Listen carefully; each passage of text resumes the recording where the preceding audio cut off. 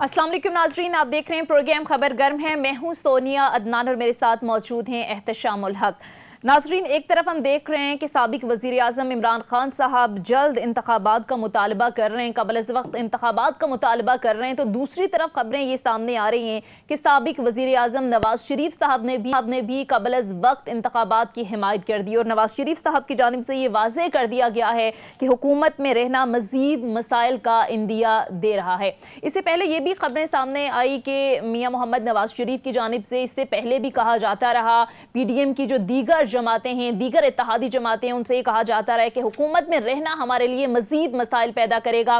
लेकिन खबरें ये हैं कि मौलाना फजलुर रहमान और आसिफ अली जरदारी और दीगर जो इत्तेहादी जमातें हैं वो इस हिमायत के खिलाफ में। बहरहाल PDM का सरबराही इजलास भी आज बुलाया गया है और नवाज शरीफ साहब की जानिब से जो ऑप्शन दिया गया है इस पर भी गौर किया जाएगा। अब देखना यह है कि PDM के सरबराही इजलास में इस हवाले से क्या फैसला होगा। इसके साथ साथ नाजरीन, जाहिर है 26 जुलाई को वज़ीर आला पंजाब के इंतखाब के हवाले से अदालत उज़्मा के फैसला आने के बाद शायद ये एक उम्मीद पैदा हो गई थी कि मुल्क में कोई इस्तेहकाम आएगा, क्योंकि पिछले 3-3.5 माह से मुल्क का सबसे बड़ा सूबा जो पंजाब है मुसलसल सियासी अदम इस्तेहकाम का शिकार रहा है और ये तवक्को की जा रही थी कि शायद ये सियासी तौर पर जो अदम इस्तेहकाम है ये ख़त्म हो जाएगा और जो सियासी मामलात हैं वो मामूल पर आ जाएंगे। लेकिन फैसले के बाद हुकूमत इत्तेहाद की जानिब से स्पेशली जो रद्द अमल सामने आया उससे ये लग रहा है कि शायद अभी जो अदम इस्तेहकाम है वो मुसलसल इसी तरह से जारी रहेगा, क्योंकि इसके ज़ाहिर है इकॉनमी के साथ भी बड़ा गहरा लिंक है। ज़ाहिर है पाकिस्तान की सियासत और फिर मईशत को अलग नहीं रखा जा सकता। इसी सारी सूरत हाल के तनाजुर में हमने देखा कि आज एक बार फिर डॉलर जो है वो ₹3.92 महंगा होकर तकरीबन 240 तक पहुंच गया। स्टॉक एक्सचेंज पिछले कई दिनों से वहां मुसलसल मंदी का रुझान है। फिर आप देखें बढ़ती महंगाई, बढ़ते करंट अकाउंट डेफिसिट, फिर गैर मुल्की ज़र मुबादला के कम होते ज़खायर का इस वक्त मुल्क को सामना है, फिर सियासी हलचल के असरात मुल्क की इकॉनमी इक़्तिसादियात पर कितने गहरे हैं और किस तरह से ये असरअंदाज हो रहे हैं। तमाम तर सूरत हाल पर आज तफसील से बात करेंगे और इसके साथ साथ दीगर भी मामलात हैं। आज हमने देखा वज़ीर दाखिला ने आपसे कुछ देर पहले प्रेस कॉन्फ्रेंस की और कहा कि फॉरेन फंडिंग का जो केस है उसका जल्द से जल्द फैसला आ जाना चाहिए।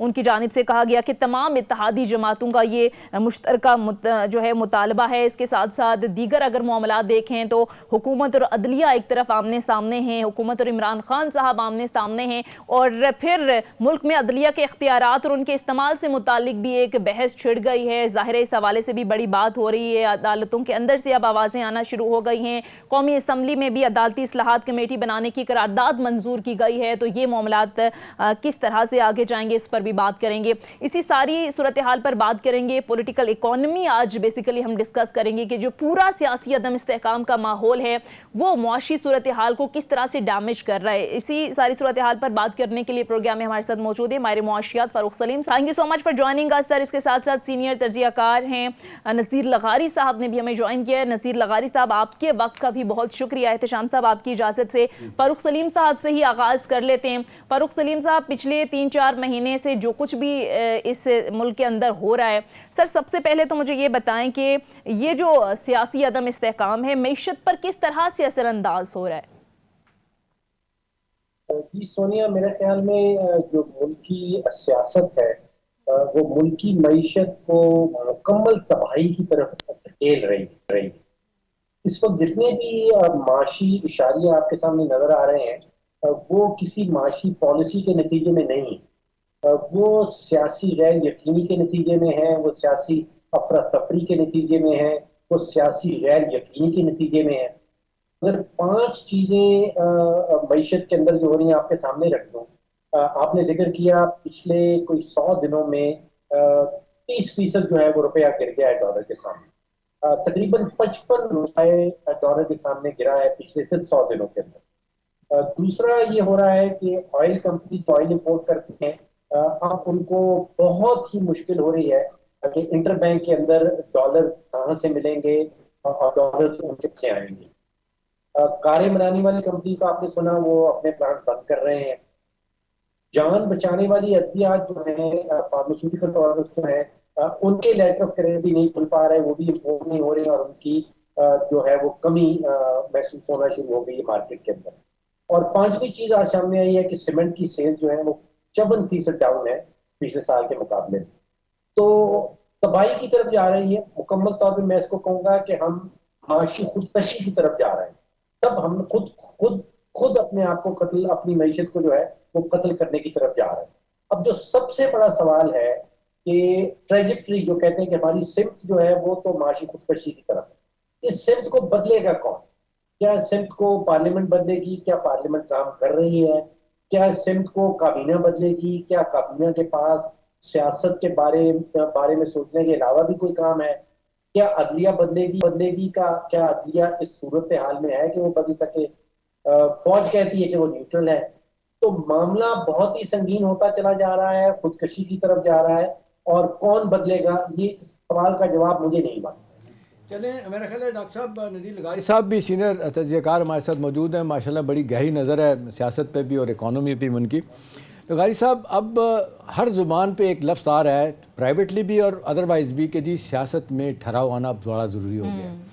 ये सियासत में ठहराव जो हलचल पिछले महीने से पंजाब और ओवरऑल जब से इनकी हुकूमत इमरान खान की गई है, गलतियाँ सबकी हैं, सब इसमें ज़िम्मेदार हैं। मेरा सवाल लगारी साहब आपसे, एक मुद्दत से आप प्रोफेशन में हैं, ज़बरदस्त बात भी कर रहे होते हैं, दिल से बात कर रहे होते हैं। अभी ये कोई भी आदमी जो है वो झुकने के लिए तैयार नहीं। छोटी छोटी अना के ग़ुलाम सारे हमारे सियासतदान बन गए हैं। जो एक ज़माने में बड़ा भरपूर रोल होता था, कहीं ना कहीं नज़र आता था अदारों का, उनके भी शायद अपने मफादात हैं। तो इस चुंगल से हम कैसे निकलेंगे? क्या राइटिंग द वॉल इनको नज़र नहीं आ रही जिस तरीके से डॉक्टर फ़रख सलीम बता रहे हैं? आपके ख्याल में अब कौन इस तरह का इनिशिएटिव लेगा, ये जिसको सॉफ्ट इंटरवेंशन, हार्ड इंटरवेंशन की बात हो रही है? जी, मेरे ख्याल में हमें एक तंग घाटी की तरफ ले जाया गया है और हमें घेर कर दीवार से लगा दिया गया है पूरे पाकिस्तान के अवाम। और ये हालात, चूंकि मेरे कुछ देखे हुए हालात थे जो आज से 52 साल पहले पेश आए, पाकिस्तान के जो इलेक्शन हुए थे, और आज जिस तरह की चीजें सामने आ रही हैं वो बहुत ही खतरनाक हैं। डायनामिक्स चेंज होने में कोई देर नहीं लगी है। यानी आज से जनवरी फरवरी में या पिछले साल दिसंबर तक तो ये समझा जा रहा था जनाब इमरान खान एक मसला है। अब जो है उनके इक़्तिदार से हट जाने के बाद एक और मंजरनामा आया कि जनाब ये तो मसीहा हैं। अच्छा, और जो पहले लग रहा था कि वो मसले को हल करने आएंगे, वो उन्होंने मसले को हल नहीं किया, हल नहीं कर पाए, हल नहीं करने दिया गया। ये सारे के सारे इश्यूज मौजूद हैं। अच्छा, अब होना क्या चाहिए या हो क्या सकता है? हमें माजी से सबक सीखने का कोई हमें नहीं लगता है कि हमारे पाकिस्तान की जो रूलिंग इलीट्स हैं, और उसमें सब शामिल हैं, हमारी मुक़्तदरा के तमाम अरकान शामिल हैं, सियासतदान शामिल हैं, अदलिया शामिल है, और हमारे मुसल्लह इदारे शामिल हैं, ताकत के मराकज़ शामिल हैं। कोई भी सीखने को तैयार नहीं है। 66 से 69 में बहरान रहा पाकिस्तान के अंदर, जो इस पाकिस्तान में पैदा हुआ था जी, अगरतला साजिश केस बनाया गया जबकि मुजीब रहमान जेल में था। उस वक्त वो गिरफ्तार भी नहीं, हाँ वो नहीं था, यानी बाहर नहीं था कि वो साजिश कर रहा होता वो। और अगरतला बराबर में जो इंडियन सूबा है मणिपुर, उसके अंदर है एक, उसका कैपिटल है अगरतला। अगरतला में कुछ साजिश हुई और साजिश में कुछ फौजी और कुछ सिविलियन और मुजीब रहमान मुलव्वस थे, और लिहाजा उनको गिरफ्तार कर लिया गया। गिरफ्तार करने के बाद केस चलाने के लिए जब जज आए तो फिर जजों को भागना पड़ा। यानी पक्की करी उनके साथ ये हुआ कि वो नहीं ट्रायल कर सके, मुकदमा हो ही नहीं सका, चल ही नहीं सका, इसलिए कि माज़र साहब, माज़रत के साथ लगारी साहब, एक इसकी जो लेटेस्ट डायमेंशन है आप उस पर भी खुल के बात कीजिएगा। आप देखें जिस तरीके से पार्टी PMLN के अंदर इख्तलाफात की बात होती है, हाउस ऑफ शरीफ के अंदर कहते हैं इख्तलाफात की बात हो रही है, और वो कह रहे हैं कि जी जो किन लोगों से बात हुई है, आप भी डेफिनेटली बाखबर हैं हर चीज़ से, वो PMLN के लोग कह रहे हैं कि ये पाकिस्तान मुस्लिम लीग का ये बहुत बड़ा अलमिया है कि पहली मरतबा एक बड़े ग्रेटर इत्तेहाद में ये गई है। उसका बेड़ा गर्क किस वजह से हुआ है? हमेशा PMLN ने अवॉइड ही किया। माजी में आपने देखा कौमी इत्तेहाद बना था, उसका फ़ायदा उनको हुआ। अब वो जिस तरीके से फजल रहमान साहब अपनी बात करते हैं, अपने जरदारी साहब अपनी बात करते हैं, अब जो खबरें आ रही हैं कि नवाज शरीफ साहब बहुत डिस्टर्ब हैं, उनका ख्याल है कि जी बहुत नुकसान हुआ, हुकूमत में रहते हुए लड़ाई हमने शुरू कर दी अदलिया से, वो भी ठीक नहीं है। इस तरह आगे चलाना हुकूमत ठीक नहीं, फौरी तौर पे निकले हम इंतखाबात की तरफ जाएँ। लेकिन दूसरी तरफ लगारी साहब कहा जा रहा है, शहबाज शरीफ साहब, फजल रहमान साहब, जरदारी साहब मानने के लिए तैयार नहीं है कि जी फौरी इलेक्शन होने चाहिए। तो आपको क्या लगता है कि ये अना का मसला किस तरफ ज़्यादा है? अगर फौरी इलेक्शन होते हैं तो मुझे 70 के इंतखाबात याद आ रहे हैं कि 70 के इंतखाबात जैसे नतायज आपके सामने आएंगे। और उसके नतीजे में जो कुछ पाकिस्तान के साथ हुआ वो खतरात मुझे शदीद लग रहे हैं। इमरान खान ने जो कहा कि अल्लाह ना करे, अल्लाह ना करे, अल्लाह ना करे, खाकम बदान मेरे मुंह में खाक। उन्होंने कहा कि मुल्क के 3 टुकड़े हो जाएंगे, हमारे जो है वो फोर्सेस एलिमिनेट हो जाएंगी और हमारे जो एसेट्स हैं वो हमसे छीन लिए जाएंगे या वो चले जाएंगे। ये एक ऐसी सूरत हाल है जो आपके मुल्क में पैदा होने के खदशात मौजूद हैं। सही। और आप इलेक्शन करवा लें और जिस तरह से पॉपुलर भाई इलेक्शन, जब फिर मैं जाता हूं पीछे की तरफ, 70 में नवंबर में सैलाब आया, 70 में नवंबर में सैलाब आया और सैलाब में 3 लाख अफराद मर गए। और जो सबसे पॉपुलर लीडर था मुजीब नहीं था, बादशाह था। बादशाह दोनों सूबों के, दोनों पाकिस्तान में, वेस्ट में भी और ईस्ट में भी बहुत पॉपुलर था। उसने कहा कि भाई पहले तो ये सैलाब जो हो गया है, पूरे पाकिस्तान में पानी खड़ा है, ये निकालो भाई, उसके बाद इलेक्शन करवाओ। अगले महीने 7 दिसंबर को इलेक्शन थे। नवंबर बर्बादी का महीना था, 3 लाख अफराद मर गए थे। 7 दिसंबर को इलेक्शन हुए और सारे बंगाल में कश्तियां तैर रही थी। इंतखाबी निशान था मुजीब का कश्ती। मौलाना भाषा ने बाइकाट कर दिया, वो 160 सीटें और भाई बंगाल उसको इख्तियार दो। ये बड़ा वाज़ेह तौर पे मेरा ख्याल है आपके सामने देखें, हम तारीख से सबक नहीं सीखते हैं। बहुत ही खतरनाक सूरत हाल पैदा होने की तरफ इम्कानात पैदा हो रहे हैं। हमें इस सूरत हाल में पाकिस्तान को बचाना है और हमारे यहाँ गलतियां करने का एक रिवाज है जो हम लगातार गलतियां करते हैं, उसको रुकना चाहिए। ठीक, सही कह रहे हैं डॉक्टर फरूख सलीम साहब। ये बताइएगा कि मेरा ख्याल है जिस तरीके से माजी में ले गए लगारी साहब, हमें बड़ा आई ओपनर है कि उस वक्त क्या था वही सिचुएशन हम पैदा करने की कोशिश कर रहे हैं। मैं डॉक्टर साहब शुरू करूँगा एक नुक्ते से। इकॉनमी के बहुत सारे हमारे मसाइल हैं जिसका आपने जिक्र किया। सबसे बड़ा मसला इस वक्त डॉलराइजेशन है। जिस तरीके से डॉलर की उड़ान है, आपने बताया भी कितने अरसे में कितना डॉलर महंगा हुआ। ऐसे में आज 100 दिन से ज़्यादा हो गए हैं, स्टेट बैंक का गवर्नर नहीं है। डिप्टी स्पीकर के बयानात आते हैं, डिप्टी गवर्नर के मुख्तलिफ तौर पे कि जी डिफ़ाल्ट का ख़तरा नहीं है, ये नहीं है, वो नहीं है। हुकूमत बैठी है, 15 बंदों की एक टीम गालिबन बना दी जो इंटरव्यू करेगी नए आदमी को लाने के लिए। आप नहीं समझते कि फौरी तौर पे कोई ढंग का आदमी लगना चाहिए था? कोई स्टेट बैंक की डायरेक्टली इनडायरेक्टली कोई इंटरवेंशन होनी चाहिए थी। अदरवाइज़ तो आप देख लें जिस तरीके से 22 करोड़ की आबादी में मुझे लगता है 10 करोड़ आवाम अपना पैसा लेके बाहर निकले हुए हैं डॉलर ख़रीदने के लिए। तो मैं ये कहाँ लेके जाएगी ये रविश?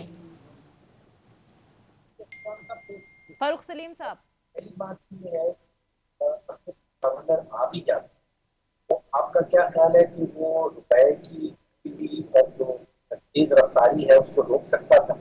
ये मामला तो यहाँ सियासी अफरा तफरी का है, मामला यहाँ सियासी है, यकीनी का है। अगर गवर्नर स्टेट बैंक लगा दिया जाता तो वो सियासी गैर यकीनी की बना को खत्म तो नहीं कर सकता। शायद वो आगे कम्युनिकेशन को बेहतर कर लेता, कोई लोगों को समझाता, लेकिन रुपए को रोकने से मैं नहीं समझता हूँ कि गवर्नर जो है वो बचा पाता। दूसरी चीज ये है कि जो डॉलर का गिरना है इसका जो अंजाम होता है। ठीक है फारूक सलीम साहब, हम आपको सही तरह सुन नहीं पा रहे। मैं एहतशाम साहब आपकी तरफ आऊंगी। अब जिस तरह से बड़ी बात हो रही है अर्ली इलेक्शन की और इमरान खान साहब का तो मुतालबा है ही, अभी नवाज शरीफ साहब के हवाले से भी खबरें सामने आ रही हैं कि उन्होंने भी हिमायत कर दी। आपको लगता है नवाज शरीफ मना पाएंगे या उस तरफ सूरत हाल जा सकती है? जो हमारी तलात हैं सोनिया, जिस तरीके से नवाज शरीफ साहब और इसहाक डार साहब लगता है और किसी हद तक 50% मैं कहूँगा मरियम नवाज साहब जो है ना वो उनके साथ हैं। 50% मरियम जो वो चाह रही हैं कि जी फजल रहमान साहब को भी नाराज़ ना किया जाए। जरदारी साहब ने एक बहुत बड़ी गेम बना के उनको दी, अगरचे अल्टीमेटली उसका नुकसान हुआ। फजल रहमान साहब भी हैं, वो चाहती हैं कि इत्तेहाद चले, वो कहते हैं कि इसका भी बहुत बड़ा वो समझती हैं कि सेटबैक होगा अगर नवाज शरीफ साहब की बात मान ली जाए और ये जो 3 लीडर कह रहे हैं इनकी बात ना मानी जाए। घर के अंदर इख्तलाफ को तो शायद वो ओवरकम कर सकते हैं, लेकिन जरदारी साहब और उसके बाद फजल रहमान साहब को नाराज़ करना उनका ख्याल है कि स्टेज पे ठीक नहीं है।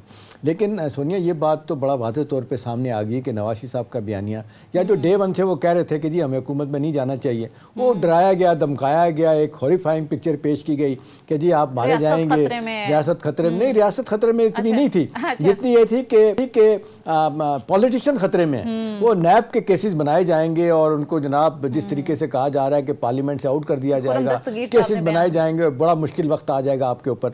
वो बात अब सच साबित होना शुरू हो गया। अब नवाज शरीफ साहब जो इतलात आ रही हुई ये है कि इसहाक डार साहब आ रहे थे सैटरडे को आना था, वो रुक गए उनका आना, ठीक है ना। अब वो नए तरीके से कुछ लोगों को यहाँ सुना है कि बुलाएंगे अपने पास, उनसे बात करेंगे। प्रोसेस में जो नुकसान हो रहा है ना, अभी मैं देख रहा था जो बड़ा नरम गोशा रखते हैं सोनिया, जो हमारे तज्जियाकार हैं, सीनियर जर्नलिस्ट हैं, वो सारे के सारे ये कह रहे हैं कि आपने जो किया, हर किसी से लड़ाई की, गलत किया, अदलिया से लड़ाई की, गलत किया, आपको एक्सेप्ट करना चाहिए। गवर्नमेंट में रहते हुए पहली मरतबा आप अदलिया के इस कदर खिलाफ गए हैं। वो कहते हैं इसके बाद आप कहाँ से रिलीफ लेंगे? और फिर लोग गिनवा रहे हैं कि किन किन मौकों पर बेताशा रिलीफ PMLN को मिला। इसके बावजूद आज इस छोटी सी बात, इवन ये देख लेना, 1.5 महीना 2 महीने पहले जिस तरह अपने इमरान खान साहब की छुट्टी हुई थी, कासिम सूरी, वो लोग कह रहे हैं कि इसको आप छोड़ दें। असल मसला सोनिया इस वक्त यह है कि इख्तिलाफात को ख़त्म करने के लिए, ब्रिज करने के लिए कोई पार्टी के अंदर बंदा ऐसा नहीं है। पार्टी के अंदर भी हार्डलाइनर भी हैं और जो सॉफ्ट एटीट्यूड रखने वाले वो भी लोग हैं, लेकिन सारे लोग परेशान हैं कि अब अगर इलेक्शन होता है तो PMLN कहाँ खड़ी होगी। बहुत सारे लोगों का ख्याल है कि बहुत डैमेज पहुँचा चुके हैं इमरान खान साहब, फौरी इलेक्शन कराएंगे तो हमारे लिए मसाइल हो जाएंगे। कुछ लोगों का ख्याल है, नवाज शरीफ साहब का ख्याल है कि जी जितनी देर लगाएंगे उतनी इक़्तिसादियात की हालत ख़राब होगी और सारा मलबा आप पे गिरेगा। नज़ीर लगारी साहब की तरफ ये सवाल लेकर जाते हैं। नज़ीर लगारी साहब, अगर बिलफर्ज इस वक्त इलेक्शन हो जाते हैं तो फिर मुस्लिम लीग नून कहाँ स्टैंड कर रही है सर? और दूसरा, बड़ी अब ढके छुपे अल्फाज में और कुछ मुस्लिम लीग नून के रहनुमा बात कर रहे हैं कि हमने अपना जो पुराना हमारा जारहाना बयान था, वो वोट को इज्जत दो वाला बयानिया, उससे पीछे नहीं हटना चाहिए। आज भी PDM का इजलास हुआ, उसमें खबरें ये आ रही हैं कि मौलाना फजलुर रहमान तो ये नरम लहजे पर वो तो फट पड़े, उन्होंने कहा कि ये आपको रवैया अपना सख्त करना होगा। आपको लगता है कि जारहाना रवैया अपनाने के लिए तैयार बैठी है मुस्लिम लीग नून? बात यह है कि जिन लोगों ने 2018 के इलेक्शन बनाया था, वो उन्हीं कुव्वतों ने ये सारे का सारा खेल किया है कि जो इंतहाई गैर मकबूल हो गया था उसकी मकबूलियत को लौटाने के लिए सारा खेल खेला गया और अब मकबूल बना दिया गया है। अब वो इस वक्त मकबूल हैं और अगर ये हुकूमत रहते हैं या हुकूमत छोड़ते हैं तो फिर क्या होगा? हाँ, ये जो कर रहे हैं इमरान खान, अगर ऐसा ही करते हैं कि जनाब यहाँ इनके खिलाफ तारीख जमा एतमाद लाएं और फिर उसके बाद वो आते ही तोड़ दें, ये बिल्कुल दूसरी सूरत हाल होगी। फिर उनके ऊपर एक मलबा जाएगा कि जी ये इन्होंने किया है और असेंबली को पहले तोड़ दिया और वो वैसे इलेक्शन मांग रहे हैं, तो उनका ख्याल यह है कि वो इलेक्शन स्वीप कर जाएंगे और इधर अपोजिशन जो है वो कुछ नहीं होगी। अपोजिशन को बहरहाल अगर रहते हैं, अब ये वो बन गया है इनके अंदर जो गले में अटक गया है, अब उगलते हैं तो जाते हैं और निकलते हैं तो भी जाते हैं, ये सूरत हाल पैदा हो चुकी है। लेकिन जो खतरात का निशानदेही इमरान खान ने की थी वो खतरात मौजूद हैं। इमरान खान आ जाते हैं तो खतरात बढ़ जाएंगे। पाकिस्तान की सालबियत खतरा, ये उन्होंने कहा था कि 3 हिस्सों में तकसीम हो जाएगा, खुदा ना करे। उन्होंने कहा था कि पाकिस्तान के आर्म फोर्सेस को खतरा है और हमारे असासों को खतरा है। ये खतरात की निशानदेही की थी और इनके आने से ये खतरात बढ़ जाएंगे। ठीक है, तो हमें नहीं मालूम है कि क्या सूरत है, हमें नहीं मालूम है कि आलमी एजेंडा क्या है, हमें नहीं मालूम हमारी जिंदगी का क्या फैसला किया गया है। ये जो ईस्ट पाकिस्तान अलग हुआ था ऐसे ही अलग हो गया था भाई, उसके बाद फैसला हो गया था। हमारे अयूब खान कह रहे थे कि हमने अलग होने का फैसला कर लिया, बंगाल को अलग करने का फैसला कर लिया। और लगारी साहब, ये दोनों तरफ से रवैया देखने में आ रहा है। अगर जिस तरीके से सख्त गिर लहजा रखने की बात हो रही है PMLN की, तो इमरान खान साहब भी कम नहीं है। कल देखिए उन्होंने स्टेटमेंट दे दिया कि जी अगर यही सूरत हाल रही तो ओवरसीज पाकिस्तानी जो है ना वो पैसा भेजना बंद कर देंगे। ये कुछ अर्सा पहले, बहुत पहले भी आपको याद है उन्होंने कहा था बिजली का अपना क्या कहते हैं टैक्स ना दिया जाए, बिल ना पे किए जाएं, बिल फाड़ दिए थे। आपके ख्याल में ये भी कोई रविश काबिल तहसीन है? वो पाकिस्तान वो किसी के भी, मुझे नहीं मैं नहीं कहता हूं कि वो किसी के एजेंडे पर काम कर रहे हैं, लेकिन उनके जितने भी अफाद हैं, जितने भी उनके काम है, उनका नतीजा यही निकलेगा। वो किसका गेम कर रहे हैं, मैं ये इसका कोई नहीं, मैं सिर्फ ये रिकॉर्ड पर रख रहा हूं कि इमरान खान एक बहुत खतरनाक खेल में हैं और उससे खतरनाक नताज बरामद हो सकते हैं। और मैं नहीं कहता हूं कि बाकी बहुत अहल लोग बैठे हुए हैं, बड़े कमाल के लोग, कोई कमाल के लोग नहीं बैठे हुए हैं। ये मसला हल हो सकता है अगर सारे फरीक मिल बैठे और ये सोचें कि हमारे सियासी मफादात, हमारे एक तरफ ये मुल्क को हमने बचाना है, ये पहला मुआशी बहरान फिर इसकी सालमियत का बहरान, ये दोनों ठीक चीजें है। खड़ी हुई हैं। ठीक है, तमाम जो पॉलिटिशियंस हैं उन्हें मिलकर इन खतरात से निकलना होगा। फारूक सलीम साहब, मैं आपकी तरफ आऊंगी। एक तो जो एहतशाम साहब बात कर रहे थे, गवर्नर स्टेट बैंक की तैनाती, अब तकरीबन 3 माह से ज़ायद का अरसा गुजर चुका है, अभी तक तैनाती नहीं हो सकी। जो मौशी हवाले से सूरत हाल है वो भी सबके सामने है। बल्कि एक मुख्तसर ब्रेक के बाद वापस आएंगे, फिर हम फारूक सलीम साहब के पास जाएंगे, मजीद मौज़ूआत पर भी बात करेंगे। Stay with us.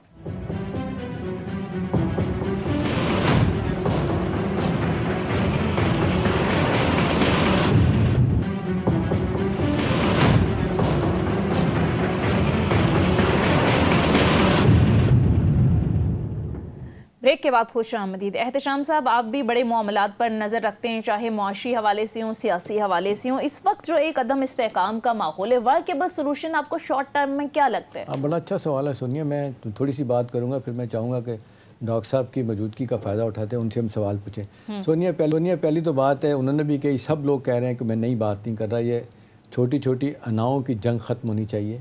और ये जिस तरीके से आप देख लें कि टायराट खोल दिए, आज हुकूमत ने जिस अंदाज से दबाव बढ़ाने के लिए, अब देखें इस फॉरेन फंडिंग केस की बात की, और राना सलाउल्लाह ने 350 के करीब और कंपनियों का जिक्र किया जहां से ममनुआ फंडिंग आती है, और जोर लगा रहे हैं, कह रहे हैं इलेक्शन कमीशन को फौरी फैसला आना चाहिए।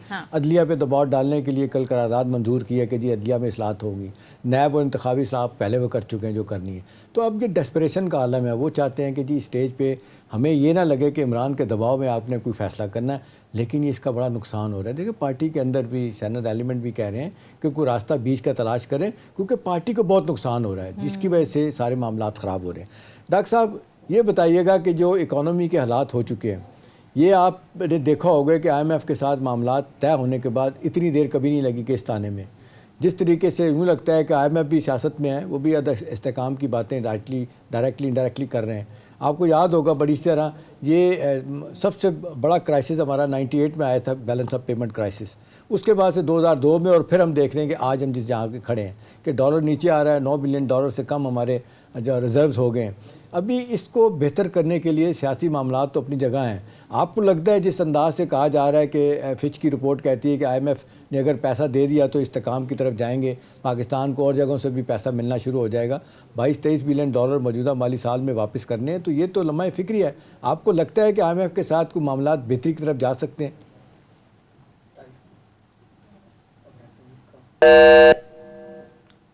ठीक है, डॉक्टर फारूक सलीम साहब से गालिबन राबिता मुनक़ता हो गया, दोबारा हम कोशिश करेंगे फारूक सलीम साहब की तरफ जाएं। फारूक साहब, आप सुन सकते हैं क्या?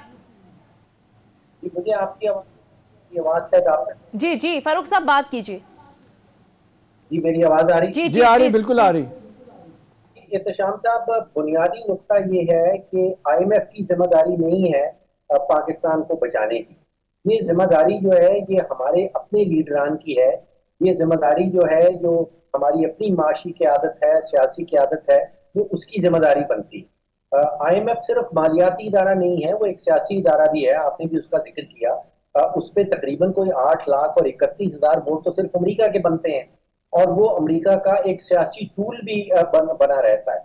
तो एक तो ये काम हमने खुद करना है, ये IMF के ऊपर डाल देना कि वो हमें बचाएगा और उसकी आस में बैठे रहना, इससे कुछ नहीं बनता। लगारी साहब ने बिल्कुल कहा कि हम अपनी तारीख से कुछ नहीं सीखते, हम दूसरों की एग्जाम्पल से भी कुछ नहीं सीखते। देखिए, अभी पिछले जो 3-4 महीने में श्रीलंका से हुआ, वो बड़ा वाज़ेह है कि वहाँ दो एलिमेंट्स थे उस बहरान के। पहला एलिमेंट ये था कि कई सालों पे फैली हुई माली बदइंतजामी, यानी कि पिछले कोई 15-20 साल से माली बदइंतजामियां हो रही थी श्रीलंका के अंदर, और उसको आप जमा कर दें उसके अंदर सियासी अफरा तफरी। अब ये दोनों चीजें पाकिस्तान में भी नजर आ रही हैं। देखिए, हमारे यहाँ भी पिछले 15-20 साल से माली बदइंतजामियां चल रही हैं, और जो सियासी अफरा तफरी आज हमें नजर आ रही है, ये शायद पीक पे है। मुझे याद नहीं कि इतना बुरा हाल पहले कभी हो, क्योंकि सियासतदान और अशराफिया जो हैं वो तो मुकम्मल तौर पे कुर्सी की जंग लड़ रहे हैं। जो मईशत आप डिस्कस करना चाहते हैं, जो हम यहाँ डिस्कस करना चाहते हैं, वो शायद वहाँ नहीं सोची जा रही। वहाँ पे तो प्योरली सियासी मफादात हैं, पार्टी की मफादात हैं, वहाँ पे कौमी मफादात सामने नहीं आ रहे। अब डॉक्टर साहब, ये तो हम दुआई कर सकते हैं कि उस तरह मामला जाएं, लेकिन जो इमीडिएट नेचर के मसाइल हैं, अब जैसे करेंसी हमारी जिस तरीके से डिवैल्यू हो रही है और LCs नहीं खुल पा रही, इंडस्ट्री जो हमारी रुक गई है सप्लाई चेन में, जो एकदम दरार पड़ गई है, अब मसला बन गया है। अब लोग परेशान हैं, कुछ जिन्होंने इंपोर्ट्स करनी है, एक्सपोर्ट करनी है चीज़ें, वो उनको समझ नहीं आ रही क्या करें, किधर जाएं। तो इसका तो हल को होना चाहिए, हुकूमत लेवल पे कोई हल तलाश करना चाहिए। अब आप हल की तरफ आ रहे हैं, असल सवाल ही हल का। मुझे ऐसा महसूस हो रहा है कि सियासत और मईशत को जब तक हम अलग अलग नहीं करेंगे उस वक्त तक शायद कोई हल ना निकल पाए। कोई इकोनॉमिक इमरजेंसी काउंसिल बनाई जाए जो परमानेंट बॉडी हो। देखिए इटली में पिछले कोई 70 सालों में सिंस वर्ल्ड वॉर 2 वहां पे तकरीबन 70 हुकूमतें बदली। अब सोचिए कि औसतन 1 साल से ज्यादा हुकूमत नहीं रह रही इटली के अंदर, लेकिन उनकी जो मईशत है वो अपने कोर्स पे चलती रहती है। तो सियासतदान सियासत करते रहें, लेकिन मईशत जो है उसको आपको हम लोगों को शायद सियासत से अलग करना पड़ेगा। सियासतदान अपनी सियासत लड़ते रहें लेकिन मईशत के ऊपर उसका असर ना आए। मुआशरी हवाले से जो बयानबाजियां एहतशाम साहब की जाती हैं, जिस तरह से एहतशाम साहब इमरान खान साहब गए हुकूमत छोड़ने से पहले जो है वो पूरी दुनिया के अंदर पेट्रोल महंगा था और इमरान खान साहब जो हैं वो सस्ता करके चले गए, जिसकी ज़ाहिर है कीमत हमें भारी उठानी पड़ी। फिर ज़ाहिर है मौजूदा गवर्नमेंट आई, इसने कुछ सख्त मुआशी फैसले करने थे, वो डिले किए गए। तो आपको भी सर लगता है कि सियासत को मईशत से जब तक अलग नहीं करेंगे या बयानबाजी जब तक ख़त्म नहीं होंगी, जब तक मामलात ऐसे ही चलते रहेंगे? सोनिया देखिए, आपको याद है कि एक से ज़्यादा दफ़ा शहबाज शरीफ साहब जो प्राइम मिनिस्टर हैं हमारे, वो ये कह चुके हैं कि हमने हुकूमत और सियासत में फ़र्क रखा, हमने रियासत को बचाया, अपनी सियासत को नहीं बचाया। हाँ। वो तो कह रहे हैं कि जी इमरान खान साहब तो बारूदी सुरंगें बिछा के गए थे, हमने बड़ा फ़ैसला किया कि जी जो तबाही फिरी है हम इसको आके ठीक करने की कोशिश करें। अगर नहीं करेंगे, सियासत भले हमारी ख़राब हो, तो हमें ये करना चाहिए। एक तरफ तो वही ये बात कर रहे हैं। अब दूसरी तरफ से जो इंटरनल क्रिटिसिज्म शुरू हो गया पार्टी के अंदर कि जी इसका बड़ा नुकसान हो गया। देखें ना, अब कौन देखता है कौमी मफादात क्या चीज़ें हैं, हमारी इक़्तिसादी सूरत हाल किधर जा रही है, ये सारे अपने सियासी मफादात के चक्कर में हैं। लेकिन बयान की हद तक तो शहबाज साहब की बात में वज़न है। जो वो कहते थे कि जी जिस अंदाज से कि जी इमरान खान ने बड़ा गर्क किया है, वो बार बार कहते थे कि महंगाई करके गए हैं, महंगाई आप ठीक करेंगे, पेट्रोल प्राइस जमहूरियत की भी बात करते रहे एहतशाम साहब। गवर्नमेंट में आने से पहले भी उन्होंने कहा कि अपोजिशन जब आती है गवर्नमेंट बैठते हैं, गवर्नमेंट में आने के बाद भी उन्होंने फ्लोर ऑफ द हाउस खड़े होकर कहा। सोनिया, मैं इस बात की शहबाज साहब की बिल्कुल तारीफ करूंगा। डॉक्टर साहब देखें, ये आप जो मर्जी कहें, वो एक से ज़्यादा मरतबा वो कह चुके हैं कि जी मिसाक़े मईशत करते हैं। हाँ, इसके लिए बाकायदा तौर पे उन्होंने हर किसी को दावत दी, इमरान खान को बड़े ज़बरदस्त तरीके से दावत दी। अब मुझे बताएं कि इमरान खान साहब का क्या मसला है, ये क्यों, ये जिस तरह आप इलेक्टेड हैं तो वो इलेक्टेड हैं भाई, जब तक जुर्म साबित नहीं होता। अभी तो केसेस सबके चल रहे हैं ना, आप पे भी तो बेशुमार इल्ज़ामात लग गए ना। फराह गोगी और जनाब फर्स्ट लेडी और पता नहीं किन किन के नाम आ रहे हैं, उनके भी नाम आ रहे हैं। इल्ज़ामात है ना, चले मान लिया इल्ज़ामात है, जब तक साबित नहीं होगा। फिर दूसरी बात ये आप कहते हैं कि जी मैं टीटीटी वालों से बात कर सकता हूँ, दहशत गर्दों से कर सकता हूँ, इन चोरों लुटेरों से नहीं कर सकता। मेरा ख्याल है ये बहुत ज़्यादा तजाद है उनके बयान में। डॉक्टर साहब, अब किसी तरीके से इनको भी बताया जाए कि अगर वो ग्राउंड अपना लूज़ कर रहे हैं, तैयार हैं एक आगे बढ़ने के लिए, तो कम से कम आप मैसेज ऑफ वननेस तो दें, खड़े हो जाएँ कि जी ठीक है, हम दुनिया को बता रहे हैं कि गवर्नमेंट और अपोजिशन बैठ के मसाइल को हल करने की कोशिश करेगी। उस तरफ भी नहीं हम जा रहे। जी डॉक्टर साहब, खान साहब समझते हैं कि इसका जो बयानिया है चोर कहने का, डाकू कहने का, इसको बड़ी कामयाबी मिली है वोटर्स के हवाले। वो ये समझते हैं कि अगर वो अपना बयानिया बदलेंगे, अगर वो किसी तरह उनके साथ बैठेंगे, तो शायद अगले इलेक्शन में उनको इतने वोट ना मिले। वो प्योरली अपने सियासी मफादात को का तहफ़्फ़ुज़ कर रहे हैं और उसी के नतीजे में इस किस्म के बयान देते हैं और उसी के नतीजे में वो किसी के साथ बैठने को तैयार नहीं।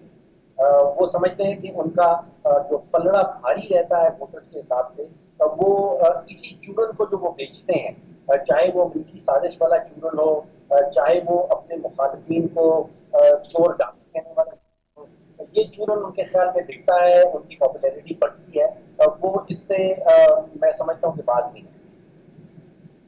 ठीक है, फारूक सलीम साहब की तरफ वापस भी आएंगे। अच्छा सर, ठीक है, मुख्तसर ब्रेक लेते हैं, नाज़रीन ब्रेक के आएंगे, कुछ मजीद इश्यूज पर भी बात करेंगे। Stay with us.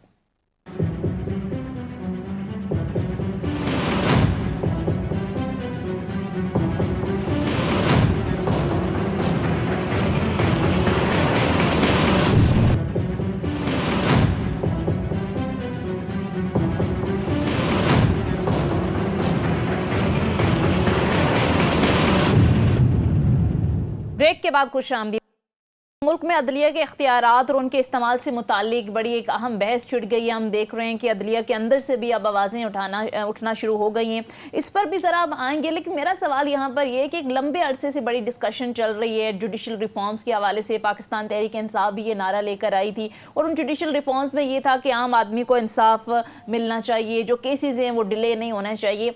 अब इन्होंने इस्लाहात की भी तो कब की, जब अपने पे बात आई, और फिर इस्लाहात की भी तो इस तरह की कि फ़लाँ बेंच बनना चाहिए या खुद जो नोटिस केस है उसका मामला फ़लाँ बेंच को सुनना चाहिए। तो इस सारी सूरत हाल को कैसे देखती हैं? अब जब फैसले खिलाफ आए तो रातों रात ही आप इस्लाहात कर लेते हैं, और जब फैसले हक में आते रहें तो सब ठीक है।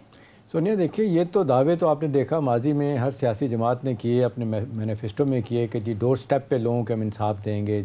इसका मतलब ये था कि इतने ज़्यादा जजेस हज़रात हो जाएंगे, जुडिशरी को इतना एक्सपैंड करेंगे, अच्छे लोगों को लेके आएंगे, मेरिट पे फैसले होंगे। अभी बाकी छोड़ देना, जो लाखों करोड़ों केस तो जो हैं पड़े हुए, आप सुप्रीम कोर्ट में भी 55 से 60 हज़ार केसेस पड़े हुए हैं और डिमांड की जा रही थी कि जी फुल कोर्ट बनाएं। वो कहते जी ये तो सितंबर से पहले नहीं है, सारे केस हम बंद करके चले जाएं। सोनिया, सवाल ये है कि जी मैं बार बार ये बात कहता हूँ, मैं सोचता भी हूँ कि कहीं चलें, ठीक है, वो भी ह्यूमन बीइंग है, वो गलती भी हो सकती है, जजमेंट की गलती हो सकती है, उनके फैसले हैं, आप उनको क्रिटिसाइज करें, लेकिन जिस अंदाज से आपने उनके खिलाफ जिसको कहना चाहिए करैक्टर असैसिनेशन और कीचड़ उछालने शुरू कर दिया, मेरा ख्याल है ये बहुत खतरनाक ट्रेंड है। एक ही अदारा है, उसको बचाने की कोशिश करनी चाहिए। फैसले ठीक है, आपको बहुत आगे और मौके मिलेंगे, जो आपके हक़ में भी फैसले आएंगे। ज़ाहिर है एक सही होता है, गलत होता है, असल बात है कि मामले को चलना चाहिए। और जो गुस्सा आलम, आज राना सनाउल्लाह साहब ने जिस अंदाज से इमरान खान के बारे में बातें की, उन्होंने यहाँ तक कहा कि जी अक्ल से पैदल हैं, गुमराह हैं, हिटलर हैं, पागल हैं और पता है डिरेल्ड आदमी है। अब ये क्यों गुस्सा है? इसी तरह उनके लोग भी कर रहे हैं, मैं ये नहीं कि वो भी ऐसे कर रहे हैं। तो देखिए, इनको करीब लाने की कोशिश करनी चाहिए। लोग तवक्को कर रहे थे कि जो पीडीएम के अंदर पार्टियां हैं उनमें से कुछ लोग आगे आएंगे, मामले को सुलझाने की कोशिश करेंगे। अब देखें जिस तरीके से मुख्तदरा अब जिस कंट्रोवर्शियल बनाने की कोशिश की जा रही है, पहले वो अगर एफर्ट करते भी थे तो पीछे हट गए हैं। अब सारे कह रहे हैं वाकई वो न्यूट्रल हो चुके हैं। उसके बाद आ गई थी सुप्रीम कोर्ट, सबकी नज़रें थी, आप देख लें पिछले हफ्ते वाले दिन सब चीज़ें ठीक थी। उसके बाद से जब जिस दिन उन्होंने मंडे को कहा, रिमार्क्स दिए कि जी बाजार लगता है ये सस्टेन करने वाला मामला नहीं है, हमजा साहब जो है ना शायद नहीं रह सकेंगे, उसके खिलाफ फुल कोर्ट और दुनिया जान की बातें और अदलिया। और आज फवाद चौधरी साहब, एहतशाम साहब बात कर रहे थे कि इसी बेंच ने यही रूलिंग जब 3 माह पहले दी थी वो डिप्टी स्पीकर जो कासिम सूरी साहब के हवाले से, तब तो जश्न मनाए जा रहे थे, तब तो तारीखी फैसला कहा जा रहा था। तो आज उसी बेंच ने अगर फैसला खिलाफ दे दिया तो सारे पाकिस्तान की मिठाई कहते हैं खत्म हो गई थी। देखें, अब ये जो रवैये सोनिया सारी दुनिया कह रही है, मैं भाषण देने वालों में से नहीं हूँ कि ये होना चाहिए, लेकिन कम से कम ज़मीनी हक़ाइक़ की तरफ देखना चाहिए। अब पाकिस्तान दुनिया के उन मुल्कों में जा रहा है कि जो बिल्कुल फारग मुल्क होने जा रहे हैं, खुदा न खास्ता। मैं तो हैरान हूँ, सोमालिया जैसा मुल्क, उसने भी पिछले 2 साल में वहाँ पर एक प्रेसिडेंट आया, पिछले 40-35 साल से वहाँ हो रही है, खाना जंगी हो रही है, वहाँ पे कोई गवर्नमेंट नहीं है, लेकिन उस बंदे ने आके तालीम की तरफ तवज्जो दे के कुछ चीज़ें ठीक कर दी हैं। उनके भी बाय द वे तो 13-14 बिलियन डॉलर के रिजर्व हो गए हैं। सोनिया, ये नहीं सोचने वाली बात, ऐसा नहीं है खुदा ने हमें सब कुछ दिया है, 4 मौसम है, हमारी प्राइवेट सेक्टर बड़ा वाइब्रेंट है, बाहर से हमारे ताल्लुकात लोगों के साथ अच्छे हैं। थोड़ा अर्सा पहले तक हर चीज़ में ठीक थे, हम क्यों बुराई आना शुरू हो गई है?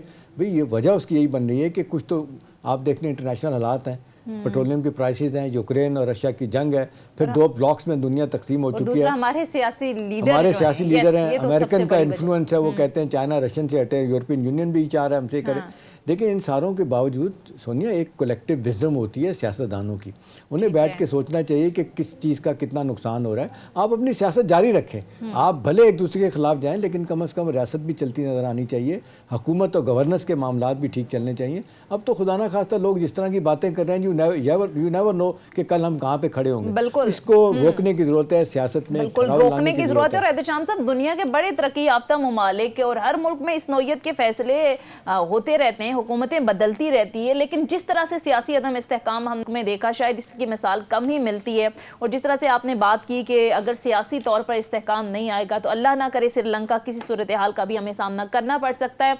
बहरहाल, इसी के साथ ही हमारे आज के प्रोग्राम का वक्त ख़त्म हो जाता है। फ़ारूक सलीम साहब सीनियर जो एनालिस्ट हैं और साथ साथ हमारे मुआशियात भी हैं, आपके वक्त का शुक्रिया। और नाज़रीन, फीडबैक प्रोग्राम के हवाले से ज़रूर दीजिएगा। अगले प्रोग्राम तक इजाज़त दीजिए। खुदा हाफ़िज़।